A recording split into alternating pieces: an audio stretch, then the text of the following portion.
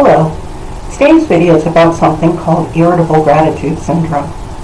I read a fascinating article about traumatic brain injuries that mentioned the term Irritable Gratitude Syndrome. This phenomenon happens to many who have survived a TBI. People often tell these survivors how lucky they are to still be alive. It could have ended so much worse, or be happy you don't have it as bad as somebody else does. Many caregivers and survivors at this point just want to scream, and rightfully so.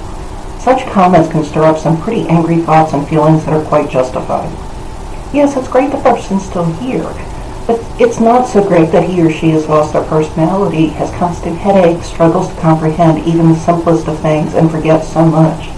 Many unaffected by TBIs have zero idea just how awful these things are to live with, either in yourself or watching someone you love live with it. And okay, true, the situation could have ended worse than it did. Even so, that doesn't mean it ended well.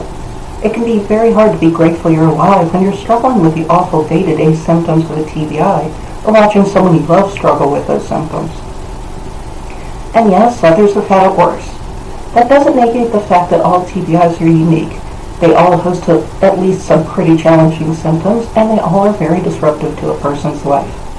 As someone with a brain injury, I can tell you that knowing someone else has it worse really doesn't make mine any less obnoxious to live with. Now, as I was reading about this and considering these things, I realized something. I really don't think irritable gratitude syndrome is only for those with brain injuries. I also think it can be common to those of us who have survived narcissistic abuse. And think about it. How many times have you been told that you should be glad your situation wasn't worse? At least he didn't hit you, or everyone has problems with their parents. It's kind of similar to the comments TBI survivors often hear, and these comments also stir up similar emotions and thoughts to what I described above. How can you be glad your situation wasn't worse when you struggle with complex PTSD from the narcissistic abuse? Living with the symptoms of CPTSD is miserable and incredibly difficult. Maybe that abusive ex didn't hit you, but he didn't need to hit you to hurt you. Narcissists destroy their victims on the inside, not the outside, but doing their best instead to ruin the person's sense of self.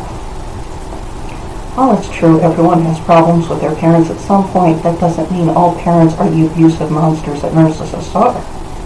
There's a big difference between normal disagreements and narcissistic parents determined to destroy their own children. Saying they're the same only trivializes narcissistic abuse and invalidates victims. I think there are some things to do that can help you in experiencing these thoughts and feelings. First off, pray. Tell God what you're thinking and feeling. Let it all out. He can handle your anger, your sadness, whatever you feel. Write things out in a journal. Talk to someone who is non-judgmental, who is safe and understanding of your situation. If you don't feel like talking or writing, then get alone and cry or scream, beat up some pillows, do whatever it is that helps you feel better.